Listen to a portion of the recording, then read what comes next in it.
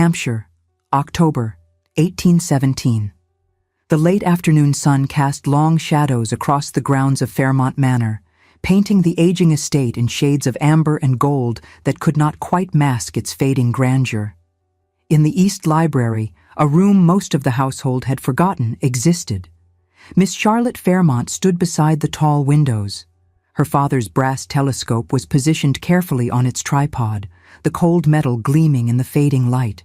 Her fingers moved across a sheet of calculations with the practiced precision of someone who had taught herself in complete solitude. At 24, Charlotte had perfected the art of being invisible. While her younger stepsister Seraphina commanded every room she entered with golden curls and sapphire eyes that made grown men stumble over their words, Charlotte moved through Fairmont Manor like a ghost in her own home. Pleasant but unremarkable, her stepfather, Lord Geoffrey, often said. He spoke as if she were a piece of furniture that served its purpose without warranting particular notice. Her hair was the color of autumn chestnuts, her eyes a gray that shifted between storm and steel depending on the light, and her figure neither fashionably willowy nor voluptuously curved. What her family did not know, what they had never bothered to discover, was that Charlotte Fairmont possessed a mind that could calculate planetary orbits and predict the path of comets with an accuracy that would have stunned the natural philosophers at the Royal Observatory. In the 3 years since her father's death, she had continued his work in secret. She read Newton and Galileo by candlelight, tracking celestial movements through the telescope he had cherished, building on calculations he had begun but never finished. The household believed she spent her evenings in her chamber doing needlework. They had no idea she was mapping the heavens. If stories of love that defy society's cruelest judgments move your heart, subscribe now and join us on this journey. You won't want to miss what happens next. Charlotte stepped back from the telescope. Her latest calculations confirmed what she had suspected for the past 3 weeks. The Great Periodic Comet, the celestial visitor that astronomers across Europe were tracking with fevered interest, would reach its perihelion in exactly 42 days. She had predicted its path with what she believed was remarkable precision, though she had no one with whom to share her discovery. No one would understand. No one would care. The sound of raised voices drifted up from the drawing room below, her stepfather's booming tones mixed with her mother's anxious pleading. Charlotte closed her eyes briefly, recognizing the cadence of another argument about money. They argued about debts, about the precarious financial situation that Lord Geoffrey pretended did not exist when in company, but which dominated their private conversations with increasing frequency. 5 months until complete ruination. She had overheard him tell her mother last week, 5 months before the creditors would come calling, 5 months before Fairmont Manor would be sold to pay debts her late father had hidden and Lord Geoffrey had compounded. 5 months before, they would all be cast out into a world that had no place for impoverished gentlewomen with neither beauty nor connections to recommend them. Charlotte returned to her calculations, finding comfort in the certainty of mathematics. She preferred the predictable movements of celestial bodies that cared nothing for human desperation or social disgrace. The stars at least could be counted upon to follow their ordained paths without deviation or disappointment. Footsteps sounded in the corridor outside the library, heavy and purposeful. Charlotte froze, her heart suddenly racing. No one ever came to this part of the house. The East Library had been her father's sanctuary. After his death, it had simply been forgotten, abandoned like so many of his interests and possessions that held no value to Lord Geoffrey's practical mind.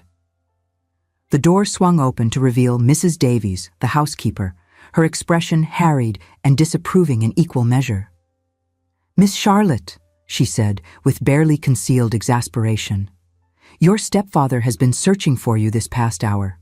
You are wanted in the drawing room immediately." "I was merely working," Charlotte began, instinctively moving to shield the telescope and her papers from view. "You were hiding, as usual," Mrs. Davies interrupted. "Though why you persist in making yourself so inconvenient when your family has such need of you is beyond my understanding. His lordship is in a temper, and Lady Fairmont is beside herself. Come at once." Charlotte followed the housekeeper through the corridors of Fairmont Manor, smoothing her simple day dress and tucking a stray lock of hair behind her ear. Whatever Lord Geoffrey wanted, it would not be pleasant. He only sought her out when he needed something, when her presence served some purpose in his schemes. The drawing room was unusually crowded for an afternoon. Her mother sat perched on the edge of the settee, her hands twisted together in her lap, her face pale with barely suppressed anxiety. Seraphina stood beside the fireplace in a gown of celestial blue silk that made her eyes luminous. Her golden curls were arranged in artful ringlets that had undoubtedly required her maid's attention for the better part of an hour. Lord Geoffrey dominated the center of the room, his considerable bulk radiating an agitation that made the very air seem to crackle with tension. "Finally," he said when Charlotte entered. His tone suggested she had kept him waiting for days rather than minutes. "I have just received word that Lord Sebastian Wentworth, the Marquess of Stonebridge, is visiting the neighboring estate of Lord Harcastle for the next fortnight. This is an opportunity we cannot afford to squander." Charlotte's mother made a small sound of hope, mingled with trepidation. Everyone in Hampshire, indeed everyone in England who read the society papers, knew of the Marquess of Stonebridge. He had been widowed 9 years ago when his young wife succumbed to typhoid fever. In those 9 years, he had rejected every eligible woman who had been thrust in his path. The hermit Marquess, they called him. He was the reclusive nobleman who lived on his vast estates and refused to participate in society despite possessing one of the greatest fortunes in England. "I have arranged for his lordship to dine with us tomorrow evening," Lord Geoffrey continued. His eyes fixed on Seraphina with an intensity that made Charlotte's stomach turn. "This is your chance, girl. The Marquess must marry. He must produce an heir. He has avoided society long enough, but he cannot avoid his duty forever. You will charm him. You will bewitch him. Make him see that you are the perfect choice for his marchioness." Seraphina inclined her head with practiced grace, though Charlotte noticed her sister's fingers tightening on the fan she held until the knuckles turned white. A flicker of genuine distress crossed Seraphina's perfect features, gone so quickly only Charlotte noticed. "I shall do my utmost to please, father," Seraphina said, though her voice lacked its usual brightness. "See that you do," Lord Geoffrey said sharply. "Our entire future depends upon securing an advantageous match, and there is no match more advantageous than this one. The Marquess of Stonebridge is worth 50,000 a year, perhaps more. He could settle all our debts and still have fortune enough to maintain Fairmont Manor in the style it deserves." Charlotte stood silent near the door, waiting to be dismissed, waiting to return to her forgotten corner of the house where she belonged. But Lord Geoffrey's gaze swung toward her, his expression calculating. "You will attend the dinner as well, Charlotte," he said, and her heart sank. "Though you will make yourself as inconspicuous as possible. We cannot have you interfering with Seraphina's opportunity. You will speak only when spoken to, keep your opinions to yourself, and retire early so that his lordship may focus his attention where it properly belongs." "Yes, stepfather," Charlotte said quietly. She kept her eyes lowered to hide the humiliation that burned in her chest. This was not the first time she had been invited to an event solely to serve as a contrast to Seraphina's beauty, a plain shadow to make the light shine brighter. "Perhaps," her mother ventured hesitantly, "Charlotte need not attend at all. Surely it would be more proper for Seraphina to shine without distraction. The Marquess might find it odd if the entire family does not appear," Lord Geoffrey said dismissively. "But Charlotte will know her place. She has had sufficient practice at being unobtrusive." Charlotte excused herself as quickly as politeness allowed. She escaped back to the East Library where she could breathe again. There, the cold certainty of mathematical equations provided refuge from the casual cruelty of a family that had never wanted her, had never seen her as anything more than an inconvenience to be managed. She returned to her telescope and her calculations, losing herself in the movement of celestial bodies, in the pure logic of orbital mechanics. Tomorrow evening would be another exercise in humiliation, another reminder that she occupied the margins of other people's lives. But tonight, at least, she could map the stars and pretend that her mind mattered as much as a beautiful face. What Charlotte did not know, could not possibly have guessed, as she bent over her calculations in the fading light, was that Lord Sebastian Wentworth, Marquess of Stonebridge, had not ventured into society on a whim. He had come with a purpose. He had investigated the Fairmont family with the thoroughness he applied to all his business dealings, and what he sought was not what Lord Geoffrey assumed. The Marquess had discovered, through channels both public and discreet, that Fairmont Manor balanced on the edge of financial collapse. He knew of Lord Geoffrey's desperation. He knew that the man would offer his stepdaughter like a prize mare at auction. Sebastian had seen Serafina's portrait. He had read descriptions of her celebrated beauty, and the prospect bored him to the point of physical weariness. But he had also discovered, through a chance comment from Lord Harcastle's librarian, that the late Viscount Fairmont had been a natural philosopher of some note.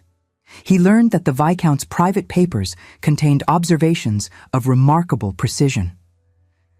Sebastian, who had spent 9 years filling the emptiness of widowhood with scholarship and intellectual pursuits, found himself curious about a dead man's research in a way he could never be curious about a living woman's pretty face. He accepted the dinner invitation from Lord Geoffrey with polite formality. His expectations were so low as to be nearly non-existent. He would endure an evening of tedious conversation. He would disappoint the scheming stepfather's hopes.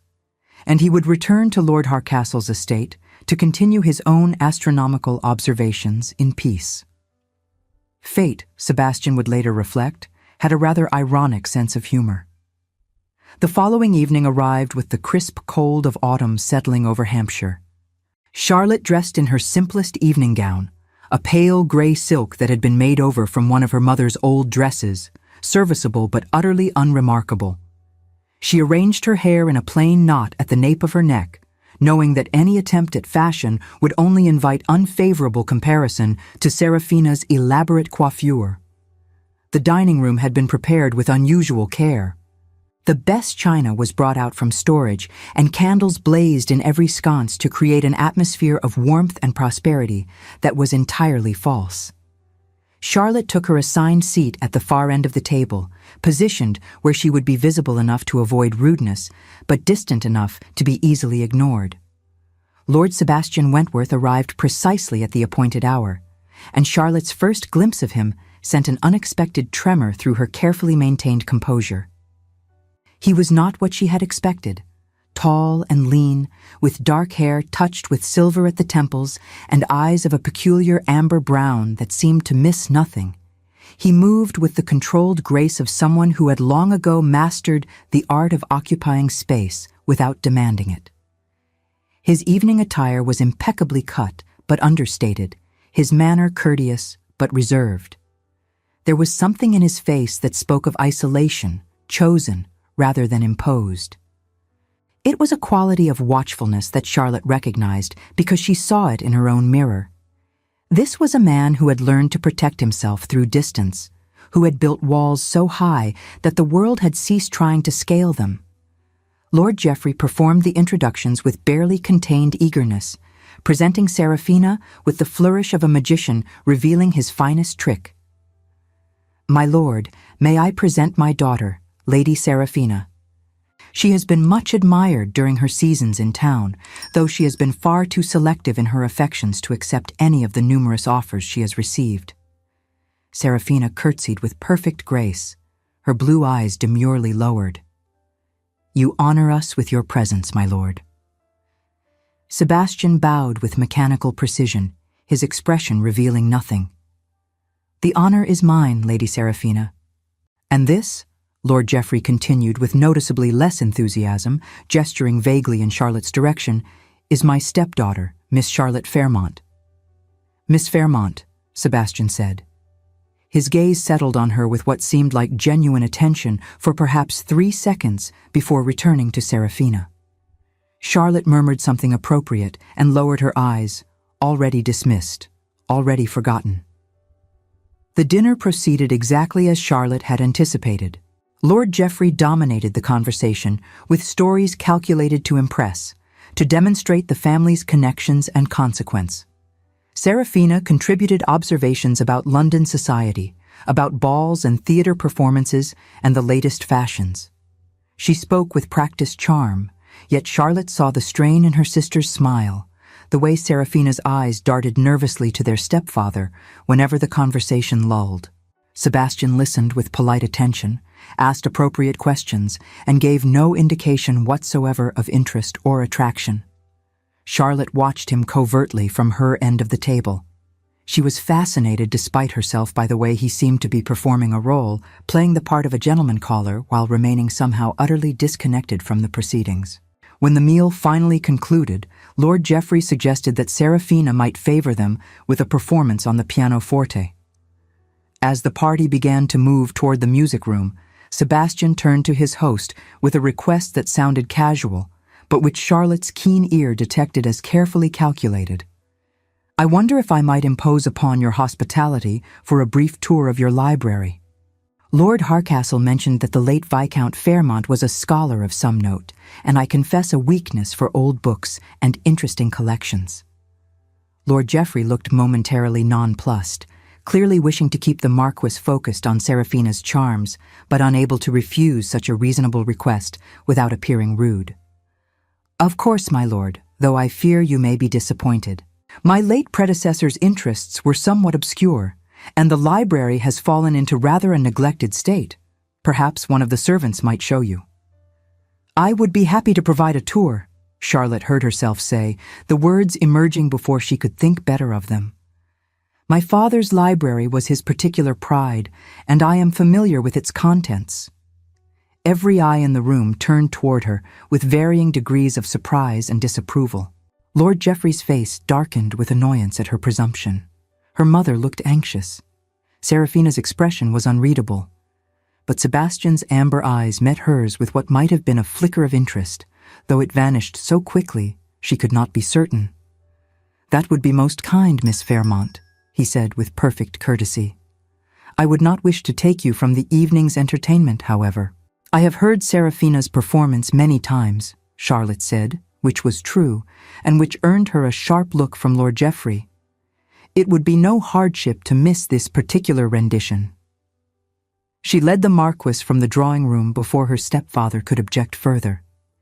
She was very conscious of his displeasure radiating at her back like heat from a fire. There would be consequences for this presumption, for daring to monopolize the Marquess's attention even briefly. But Charlotte found she did not care. For once, for just this moment, she would not be invisible. The walk to the East Library seemed to take simultaneously forever, and no time at all. Charlotte was intensely aware of Sebastian Wentworth's presence beside her. She noticed his height, and the expensive scent of his cologne mingling with the aroma of beeswax polish in the corridor. She searched desperately for something to say, some way to fill the silence that felt charged with unspoken things. "I must apologize for my stepfather's manner," she finally said, as they climbed the stairs to the east wing. "He is perhaps somewhat obvious in his hopes regarding my sister." "Your stepfather," Sebastian said dryly, "instructed me to take the beautiful one, as if I were selecting horseflesh at Tattersall's. I found his mercantile tactics lacking in subtlety." Charlotte felt a surprised laugh escape her lips before she could suppress it. She immediately covered her mouth in mortification. "Forgive me, my lord, I should not laugh at." "Why not?" Sebastian asked. There was something almost human in his tone, a hint of amusement that transformed his austere features. "It was absurd, and we both know it. I have been avoiding matchmaking mammas and eager debutantes for 9 years, Miss Fairmont. Your stepfather's tactics are hardly novel." They reached the East Library, and Charlotte pushed open the heavy oak door. The room had been her sanctuary for 3 years. Books lined every wall from floor to ceiling, their leather bindings gleaming in the late evening light that streamed through the tall windows. Her father's desk stood in the corner, still covered with papers and instruments exactly as he had left them. And by the window, positioned to catch both day and night light, stood the brass telescope on its tripod, pointing toward the darkening sky. Sebastian stopped in the doorway. His eyes swept across the room with an expression Charlotte could not quite decipher. Then he moved forward with sudden purpose, drawn not to the books as she had expected, but to the telescope. "This is a Dahlend achromatic," he said, his voice holding the first note of genuine interest she had heard from him all evening. He ran a gloved hand along the cold metal barrel. "A superb instrument. Your father had excellent taste." "He saved for 3 years to purchase it," Charlotte said softly, moving to stand beside him. "He said it was worth every penny to see the moons of Jupiter with his own eyes." Sebastian's fingers traced the telescope's brass fittings with something approaching reverence. His gaze fell on the papers spread across the small table beside it. They were covered with Charlotte's calculations and observations. He picked up the top sheet, his eyes scanning the figures with the rapid comprehension of someone who understood exactly what he was seeing. "Someone has been continuing the late Viscount's work," he said quietly. "These are tracking calculations for the periodic comet, remarkably precise tracking calculations." Charlotte's heart hammered in her chest. She should dissemble. She should claim the papers were her father's old notes. She should not reveal the secret she had guarded so carefully. But something in Sebastian Wentworth's face, in the way he held those papers as if they were precious things rather than the worthless scribblings of a woman who should confine herself to needlework, made her reckless. "Those are mine, my lord," she said, lifting her chin with a pride she rarely allowed herself to feel. "I have been tracking the comet's progression since August. It will reach perihelion in exactly 41 days. The silence that followed seemed to stretch into eternity. Sebastian Wentworth stood perfectly still, the calculations in his hand, his eyes fixed on her face with an intensity that made her want to flee and stay in equal measure. "You calculated these yourself," he said, and it was not quite a question. "I did, my lord. My father taught me the principles before his death, and I have continued the work since. If Miss Caroline Herschel can discover comets, surely I may be permitted to track them." "Your family knows of this interest?" Charlotte laughed, and the sound held more bitterness than she intended. "My family believes I spend my evenings doing needlework in my chamber. They have no idea I know the difference between a quadrant and a sextant, much less that I can calculate orbital mechanics. It would not please them to discover otherwise." "Why not?" The question, asked with such genuine curiosity, nearly undid her composure. "Because it is not what a woman should know, my lord. Because accomplishments are meant to be decorative, not intellectual. Because I am already peculiar enough without adding unfeminine interests to my list of defects." Sebastian set down the papers with careful precision and turned to face her fully. His amber eyes studied her with an attention she had never before experienced from anyone. He seemed to take in not just her words, but the ink stain on her finger and the intelligent fire in her gray eyes. "When was the last time you discussed ideas with someone, Miss Fairmont? Actual ideas, not the weather or the latest fashions?" The question struck her like a physical blow. It so perfectly articulated the loneliness she had carried for 3 years, for all her life, really. "Never, my lord," she whispered. "No one has ever asked what I think about anything that matters." Something shifted in Sebastian Wentworth's expression. Some wall he had maintained for 9 years began to crack. "Tell me about the comet," he said, pulling a chair up to the small table. "I want to hear your calculations, your predictions. I want to understand how you arrived at these conclusions." And so Charlotte found herself explaining orbital mechanics to the Marquess of Stonebridge. Her initial nervousness gave way to the pure joy of intellectual discourse, of having someone actually listen to her ideas and respond with intelligent questions and observations of his own. Sebastian, she discovered, was himself an accomplished natural philosopher, having filled the lonely years of his widowhood with scholarly pursuits that society found peculiar in a man of his rank. They talked for 2 hours. Their conversation ranged from the comet to Newton's Principia to the recent discoveries at the Royal Observatory. Charlotte forgot to be self-conscious. She forgot to hide her intelligence behind the mask of feminine docility she had learned to wear.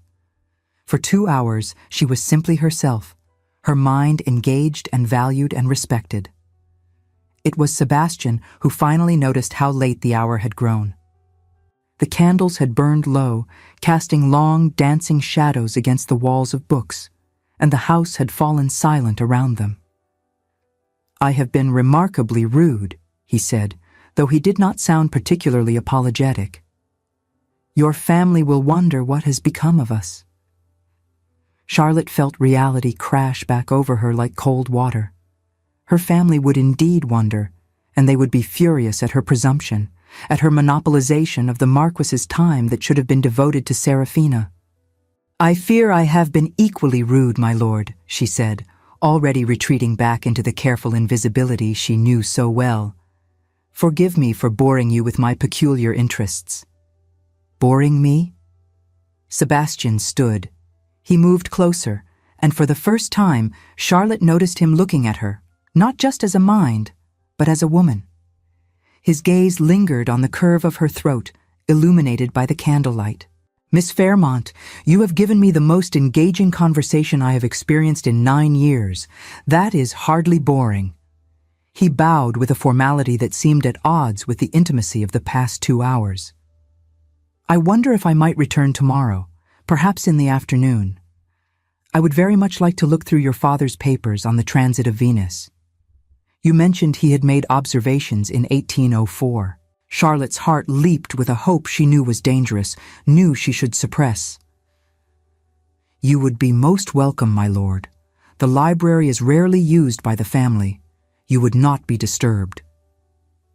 What she did not say, what they both understood, was that she would be there. This invitation was not merely about astronomical papers, but about continuing a conversation that had awakened something in both of them. When Sebastian finally departed Fairmont Manor that night, Lord Geoffrey was beside himself with frustration and confusion. The Marquess had been perfectly polite to Serafina. He had listened to her play the pianoforte with appropriate attention. But there had been no spark, no indication of interest, no request to call again to further their acquaintance. "What did you discuss with his lordship in the library for such an extended period?" Lord Geoffrey demanded of Charlotte, his face mottled with suppressed rage. "Did you deliberately monopolize his time to sabotage your sister's chances?" "We discussed my father's astronomical papers, stepfather," Charlotte said quietly. "The Marquess has similar interests and wished to examine the library's contents." "Astronomical papers," Lord Geoffrey repeated with contempt. "What possible use are astronomical papers when the future of this family hangs in the balance? You will not interfere again, Charlotte. When his lordship returns, and I pray to God he does return, you will make yourself scarce. Is that understood?" "Yes, stepfather." But when Sebastian Wentworth returned the following afternoon, as he had promised, he came not for Serafina, but for Charlotte. He asked specifically for Miss Fairmont to show him the papers on the transit of Venus. Lord Geoffrey could hardly refuse without appearing rude, though his displeasure was evident in every line of his face. And so began a pattern that repeated over the next 2 weeks. Sebastian came to Fairmont Manor nearly every day. Ostensibly, he came to court Serafina, sitting through tea and making polite conversation and behaving exactly as a gentleman caller should. But he always found an excuse to visit the library, to request Charlotte's assistance with some particular document, to engage her in conversation about astronomical observations or mathematical principles, or the latest theories being debated in scholarly journals. Charlotte knew she should be more cautious. She should guard her heart against hope. She should remember that she was the invisible daughter, the one no man would ever choose when Serafina's beauty was available. But the hours she spent with Sebastian in the East Library were the first real happiness she had known in years, perhaps in her entire life. For the first time, someone saw her not as plain Charlotte, who was pleasant but unremarkable, but as an intellect worth engaging, a person whose thoughts and observations held value. She tried not to notice the way Sebastian's face lost its austere tension when they were alone together. She tried to ignore the way his amber eyes warmed when she successfully solved one of the mathematical problems he posed to test her knowledge. She tried not to feel the flutter in her chest when his hand accidentally brushed hers as they reached for the same book, or when he leaned close to examine a calculation, and she could feel the warmth of his breath against her temple. She was falling in love with Sebastian Wentworth, and she knew with absolute certainty that it was the most foolish thing she had ever done. Serafina, meanwhile, grew increasingly uncomfortable with the charade. While Lord Geoffrey remained convinced that the Marquess's daily visits indicated serious courtship intentions, Serafina could see what her father could not. Sebastian's attention to her was mechanical and dutiful, while his attention to Charlotte was alive and engaged. One afternoon, when Charlotte returned from the library to find Serafina waiting in her chamber, her sister spoke with unusual directness. "He comes for you, Charlotte, not for me." Charlotte felt her face flame with color. "That is ridiculous. His lordship is far too courteous to show preference. He knows father expects him to pay his addresses to you." "Father is a fool if he cannot see what is perfectly obvious to anyone with eyes," Serafina said, not unkindly. "The Marquess looks at you the way I have always wanted someone to look at me. As if you are a puzzle he cannot wait to solve, a book he cannot wait to read." "He values my mind," Charlotte said softly. "That is all. A man like the Marquess of Stonebridge would hardly consider a woman like me for anything more than intellectual companionship." "A man like the Marquess of Stonebridge," Serafina corrected gently, "has avoided every beautiful woman thrust at him for 9 years. Perhaps he is tired of beauty. Perhaps he wants something more." Charlotte wanted desperately to believe her sister's words, but experience had taught her the danger of hope. Still, when Sebastian arrived the following afternoon and requested her company for a walk through the gardens, claiming interest in the estate's layout, she could not suppress the leap of her traitorous heart. They walked in companionable silence at first, the autumn air crisp and bright around them. Sebastian led her away from the formal gardens toward the more wild sections of the grounds, where ancient oaks created a canopy of gold and crimson overhead. "I have been thinking," Sebastian said finally, his voice careful and measured, "about perspective, about how we see ourselves versus how others see us." Charlotte felt her pulse quicken, but kept her eyes on the path ahead. "That is a philosophical observation, my lord." "It is a personal observation, Miss Fairmont. You described yourself to me, that first night in the library, as peculiar, as possessing defects that make you unsuitable for polite society." "That is how my family sees me," Charlotte said quietly. "And I have learned that their perspective is the one that matters in the world we inhabit." Sebastian stopped walking. He turned to face her with an intensity that made her breath catch. What if their perspective is wrong? What if the defects they see are precisely what makes you extraordinary rather than deficient? Charlotte felt tears prick at her eyes and blinked them back fiercely. "My lord, you are kind to say so, but we both know." "We both know what?" Sebastian interrupted. "That society values beauty over intelligence? That a pretty face matters more than a remarkable mind?" "Yes, Miss Fairmont, we both know that. But I have spent 9 years avoiding beautiful women because I found them crushingly boring. I have spent 9 years alone because I could not find a single person with whom I wanted to have a genuine conversation." He took a step closer, close enough that Charlotte had to tilt her head back to meet his eyes. "And then, I met you. A woman who can calculate planetary orbits, who reads Newton for pleasure, who understands why the heavens matter more than the next ball or the latest fashion. A woman who made me want to talk again, to think again, to feel again." "I am falling in love with you, Charlotte Fairmont," Sebastian said, his voice rough with emotion. "Not despite your peculiarities, but because of them, because you are real in a world of artifice, because your mind is as beautiful as any face I have ever seen, because when I am with you, I remember what it feels like to be alive." Charlotte stood frozen, her entire world tilting on its axis. "You cannot mean that." "I have never meant anything more," Sebastian said. "But I need to know if you could possibly feel the same. If you could imagine a life with a man who is perhaps too old for you, too cynical, too set in his ways. A man who would value your mind above all else and would never ask you to hide your intelligence or pretend to be less than you are." The tears Charlotte had been fighting spilled over, tracking down her cheeks as she looked up at this impossible man who saw her, truly saw her, in a way no one ever had. "I am already in love with you," she whispered. "I have been since that first night, though I told myself it was impossible, that I was being foolish." Sebastian's face transformed, the austere lines softening into something approaching joy. He raised his hand slowly, giving her time to retreat if she wished, and gently wiped the tears from her cheeks with his thumb.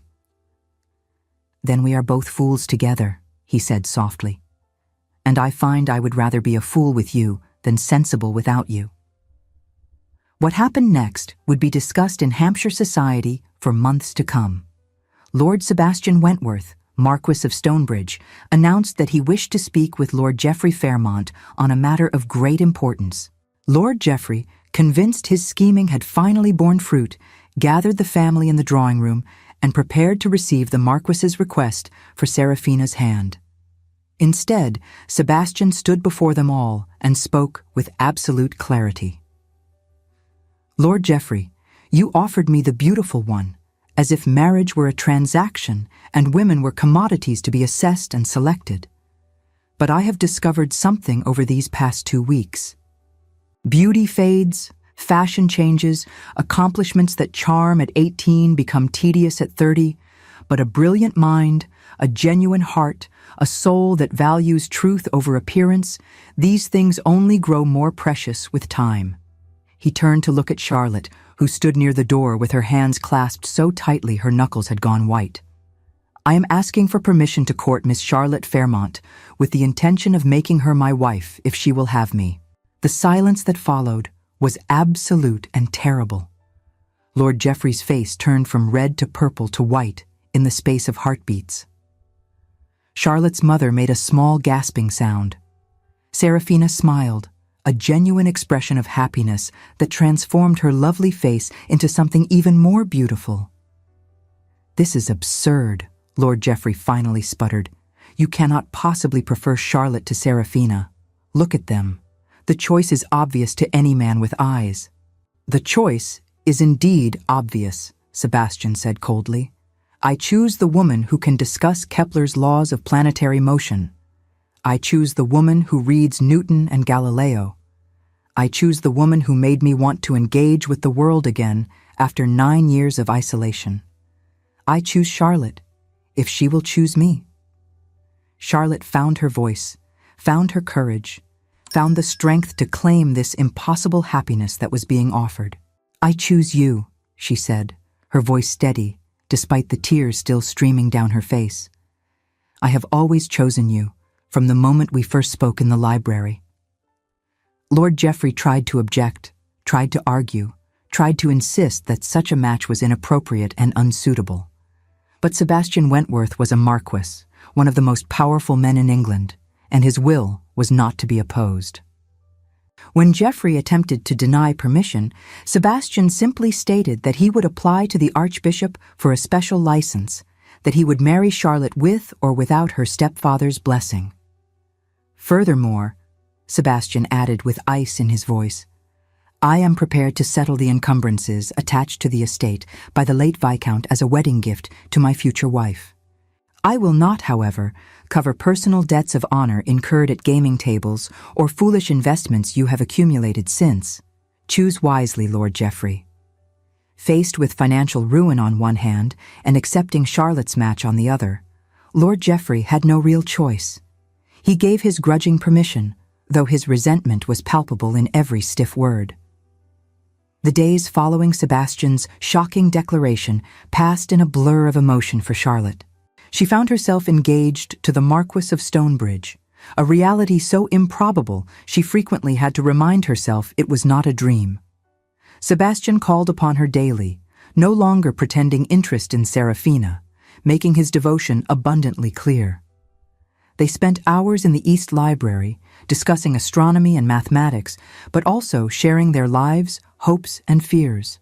Charlotte learned about Sebastian's lonely childhood, his arranged marriage, and the 9 years of isolation that had followed his wife's death.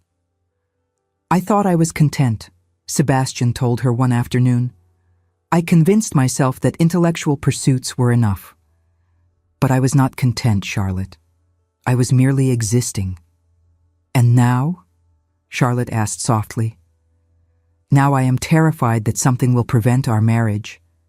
Terrified that I will wake to find this was fantasy.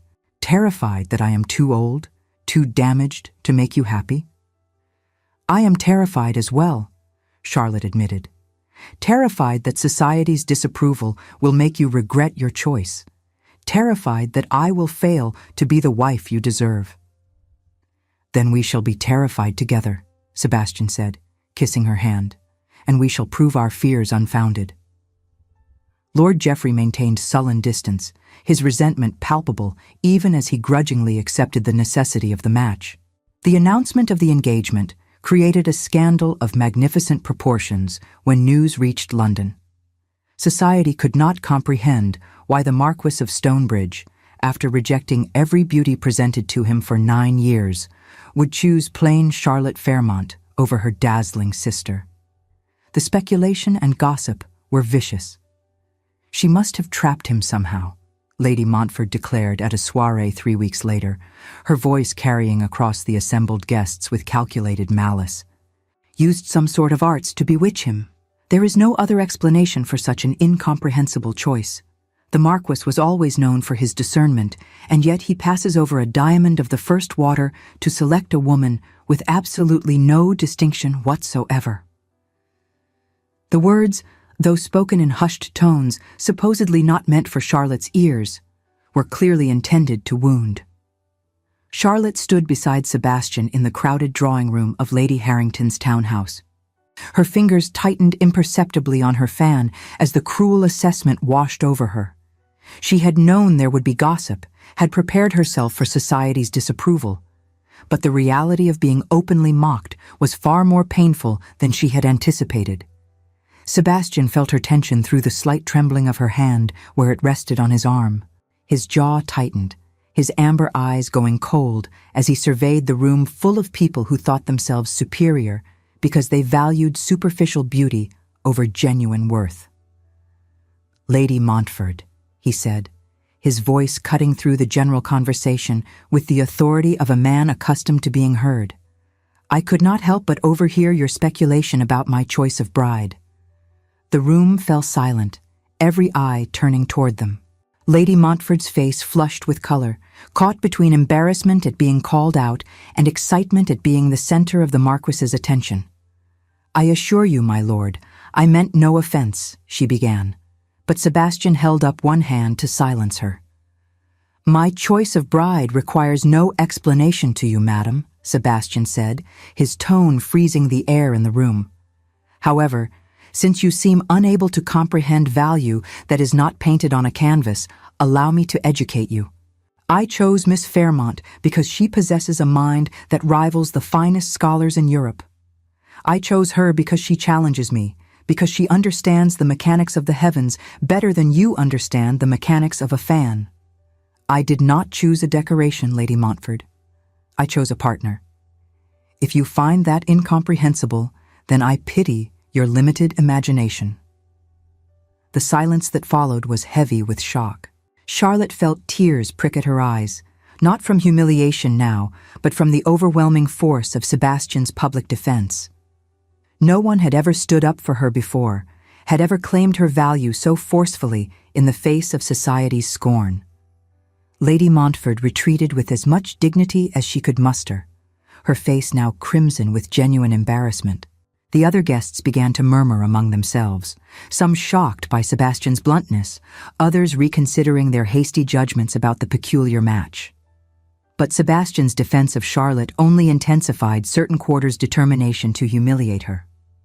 The following week, at Almac's assembly rooms, where the patronesses controlled access to London's most exclusive social events with iron authority, Charlotte found herself subjected to a more subtle but equally cruel form of attack. Lady Jersey, one of the patronesses, approached Charlotte with a smile that did not reach her eyes. "Miss Fairmont, how delightful to see you gracing our humble gathering. I understand from Lord Stonebridge that you have quite remarkable intellectual interests. Tell me, do you find our simple entertainments terribly dull compared to your scientific pursuits?" The question was designed to make Charlotte appear either condescending if she agreed, or foolish if she denied her interests. Charlotte felt the trap closing around her. Before she could formulate a response, Sebastian materialized at her side with the silent efficiency that characterized all his movements. "Lady Jersey," he said with perfect courtesy, "my fiancé finds all manner of pursuits engaging when they are undertaken with genuine interest and skill. She appreciates fine music, elegant dancing, stimulating conversation, and yes, also mathematical equations and astronomical observations. Unlike some, she does not find it necessary to limit herself to a narrow range of acceptable feminine accomplishments." The cut was so precisely delivered that Lady Jersey could find no offense in the words themselves, though the implication was clear enough to bring spots of color to her cheeks. She retreated with a tight smile, leaving Charlotte and Sebastian standing together in the center of the ballroom. "You cannot spend the entire season defending me," Charlotte whispered. "People will say you are besotted, that I have made you foolish." "Let them say what they will," Sebastian replied, leading her onto the dance floor as a waltz began. "I care nothing for their opinions. The only person whose good opinion I desire is you, Charlotte. And I would rather be thought foolish for loving you than be considered wise for pretending you are anything less than remarkable." As they moved through the steps of the waltz, Charlotte became aware of the whispers that followed them. But she also noticed something else, something that gave her hope. There were other women watching with expressions not of scorn, but of envy. Women who perhaps recognized in Charlotte's story an alternative to the limited roles society had assigned them. After the waltz concluded, a young woman approached Charlotte with hesitant determination. She was perhaps 18 or 19, pretty in an understated way, with intelligent brown eyes that held a familiar expression of guarded hope. "Miss Fairmont," she said quietly, "forgive my presumption, but I wanted to tell you how much I admire your courage. My father forbade me from studying mathematics because he said it would damage my marriage prospects. But seeing you engaged to a Marquess despite your intellectual interests, or perhaps because of them, it gives me hope that I might not have to choose between my mind and my future." Charlotte felt her throat tighten with emotion. "What is your name?" "Miss Harriet Caldwell," the girl replied. "Miss Caldwell," Charlotte said warmly, "never apologize for the contents of your mind, and never let anyone convince you that intelligence is a flaw rather than a gift. If a man cannot appreciate your intellect, then he is not worthy of your hand, regardless of his fortune or title." The girl's eyes filled with tears of gratitude before she curtsied and withdrew. Charlotte saw her straighten her shoulders as she walked away, saw a new confidence in her bearing. And in that moment, Charlotte understood that her engagement to Sebastian was about more than just her own happiness. It was a challenge to the rigid expectations that confined women to decorative roles. The weeks leading up to the wedding were filled with both joy and difficulty. Sebastian insisted on involving Charlotte in every decision about their future life together, from the layout of the private observatory he was having built at Stonebridge Hall to the organization of the library where her father's papers would be preserved. He treated her not as an ornament to be displayed, but as a partner whose opinions held equal weight to his own. Serafina, freed from the pressure of needing to make a brilliant match to save the family, surprised everyone by revealing feelings for Mr. Richard Davies, the quiet secretary who had served Lord Geoffrey for 2 years. Charlotte discovered the truth one afternoon when she came upon her stepsister weeping in the conservatory, a letter crumpled in her hand. "Serafina, "What has happened?"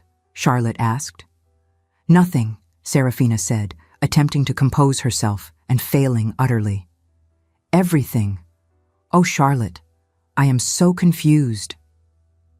Charlotte sat beside her on the stone bench. It occurred to her that this might be the first genuine conversation they had ever had, stripped of the competition and comparison that had always poisoned their relationship. "I am in love with Mr. Davies," Serafina finally admitted. "I have been for months. But what does it matter? He has no fortune, no prospects beyond his position in father's household, and I am expected to marry brilliantly." "But Sebastian's settlement will restore the family's finances," Charlotte pointed out gently. "Father agreed to that as part of our engagement. You are free now, Serafina. Free to choose as your heart dictates."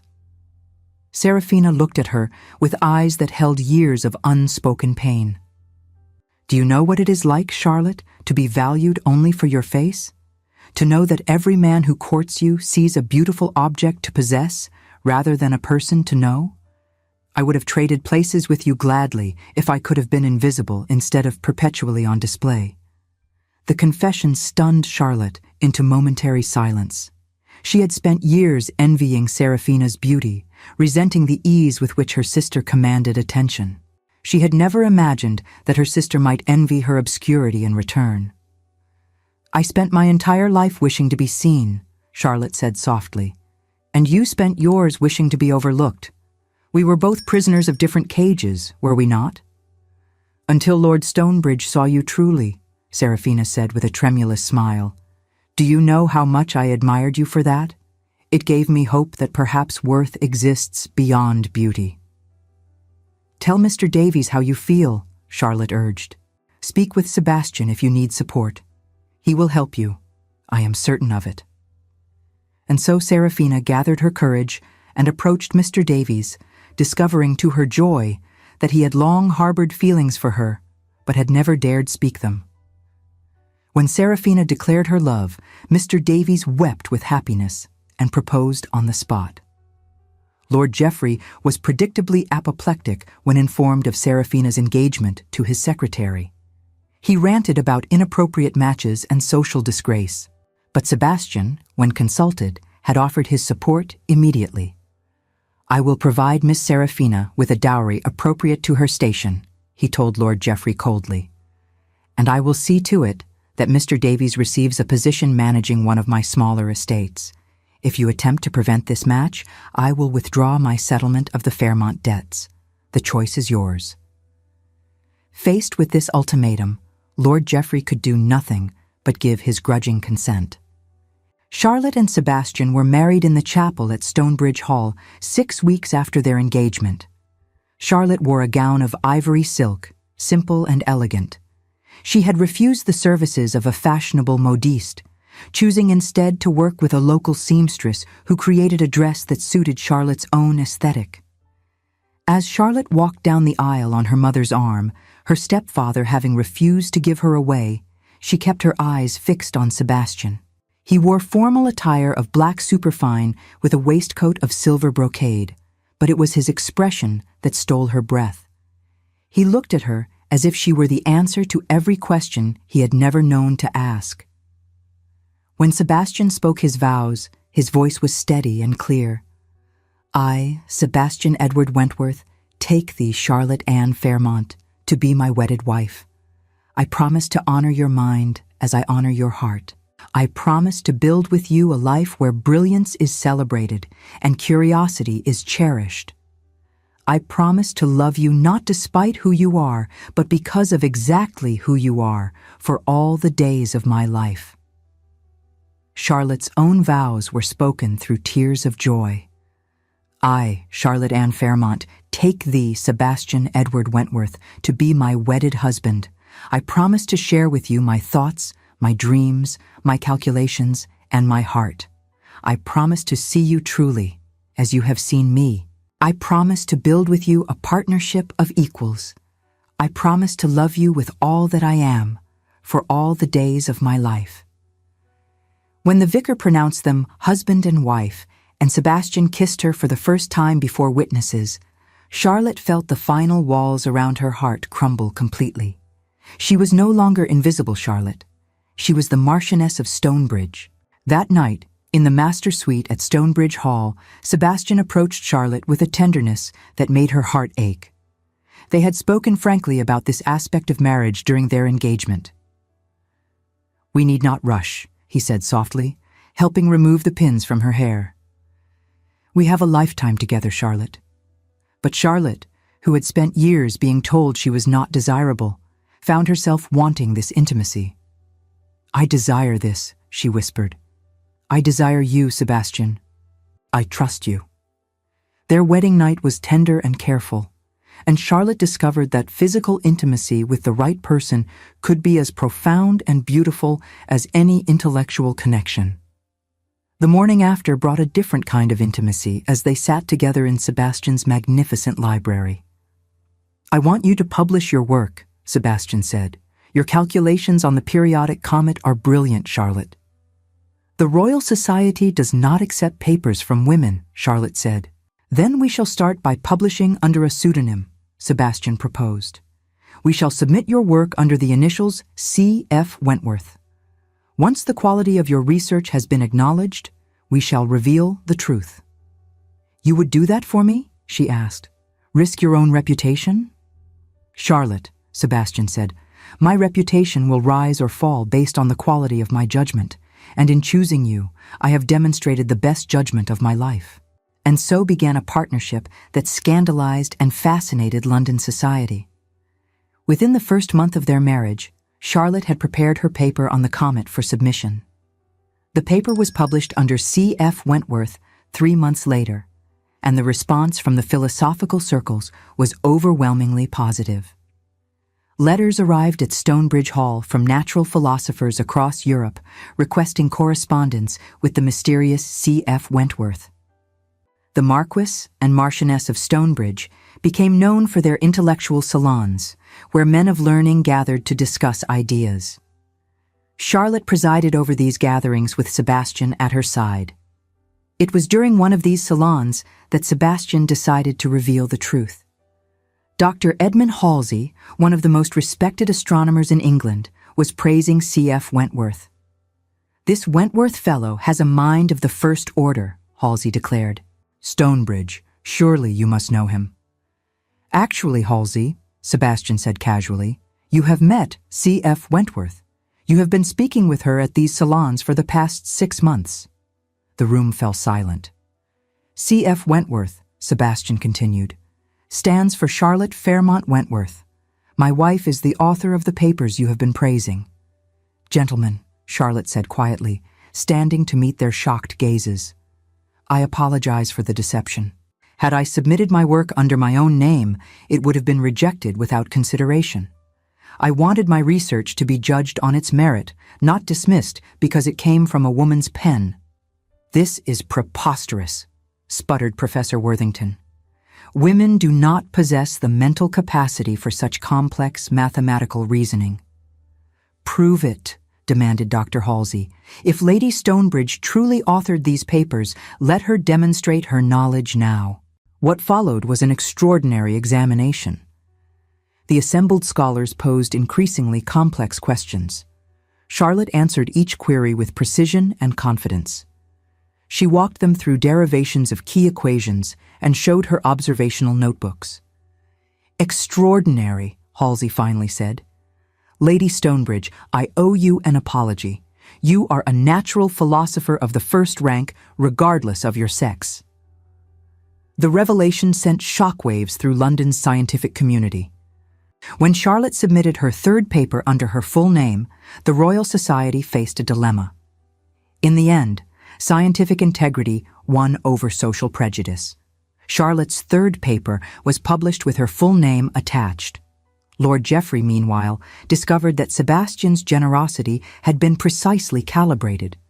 True to his word, the Marquess had paid only the debts incurred by Charlotte's late father. The gambling debts Geoffrey had accumulated remained unpaid. Within a year, creditors began calling upon Fairmont Manor. Geoffrey attempted to approach Sebastian for additional assistance, but the Marquess received him in his study at Stonebridge Hall with icy formality. "You offered me the beautiful one as if your daughters were commodities," Sebastian said. "You dismissed Charlotte as worthless, and now you come to me expecting generosity?" "She is my stepdaughter," Geoffrey blustered. "I kept a roof over her head." "You performed the minimal legal obligations," Sebastian said, standing to his full height. "Do not expect gratitude for doing the bare minimum. I have settled the Viscount's debts as I promised. Your gambling debts are your own affair.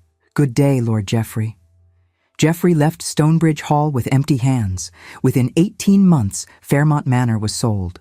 Geoffrey ended his days in shabby, genteel poverty, while Charlotte's mother moved to a small cottage on the Stonebridge estate. Seraphina and Richard Davies prospered in their modest way, living a life filled with music and genuine affection. Seraphina and Charlotte grew genuinely close in these years, the competition of their youth giving way to sisterhood. 2 years after their marriage, Charlotte stood in the private observatory Sebastian had built for her. Her son James slept in a cradle nearby while she made notes on her latest observations. Sebastian entered quietly. He carried 2 cups of hot chocolate, setting one beside her notes before wrapping his arms around her waist. "The Prince Regent has sent word," Sebastian said softly against her ear. "The Royal Astronomical Society wishes to present you with their gold medal. They cannot yet offer full membership to a woman, but they can no longer ignore your contributions." "A gold medal," Charlotte mused, leaning back against his warmth. "It is a start." "It is a triumph," Sebastian corrected. "You were never the invisible daughter, Charlotte. You were a brilliant star, and I was fortunate enough to be the one who learned to see your light." "Have I told you today that I love you?" she asked, turning in his arms. "Only 3 times," Sebastian said, his amber eyes full of devotion. "I was beginning to wonder if you had grown tired of me." "Impossible," Charlotte whispered. "I could no more grow tired of you than I could grow tired of breathing. You are the best decision I ever made." "Even though I was not the beautiful one?" Charlotte teased softly. "Especially because you were not the beautiful one," Sebastian said, kissing her beneath the stars she loved so well. "You were the brilliant one, the genuine one, the one worth choosing."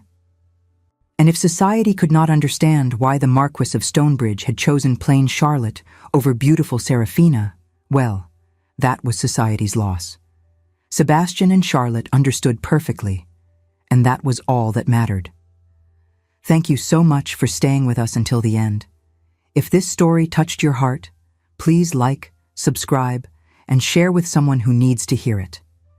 Your support helps us continue creating stories of love, resilience, and hope.